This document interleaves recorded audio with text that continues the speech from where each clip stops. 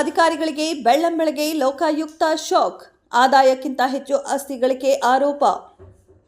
ಗದಗ ನಿರ್ಮಿತ ಕೇಂದ್ರ ಯೋಜನಾ ನಿರ್ದೇಶಕ ಗಂಗಾಧರ ಶಿರೋಳ ಮನೆ ಮೇಲೆ ದಾಳಿ. ಗಂಗಾಧರ ಶಿರೋಳ ಮನೆ, ಕಚೇರಿ ಹಾಗೂ ಅಳಿಯ ಭಾವನ ಮನೆಗಳು ಸೇರಿ 6 ಕಡೆ ದಾಳಿ.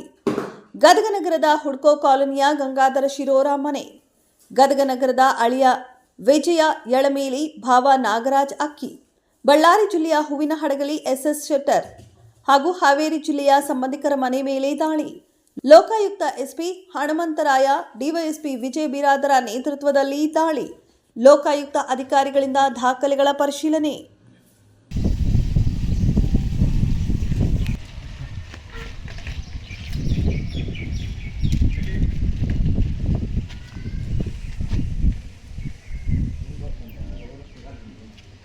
ತಡಿ ಬಾಯಿಲೆ ಈಗ ಹೊರಗೆ ಬರ್ತಾರೆ ಅವ್ರು.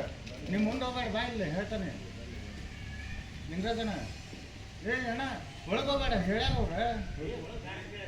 ಅವ್ರು ಹೇಳ್ತಾರೆ ಅಂದ್ರೆ ನಾವು ಕೇಳ್ತೀವಿ. ಅವ್ರು ಹೇಳ್ತಾರೆ. ಅವ್ರು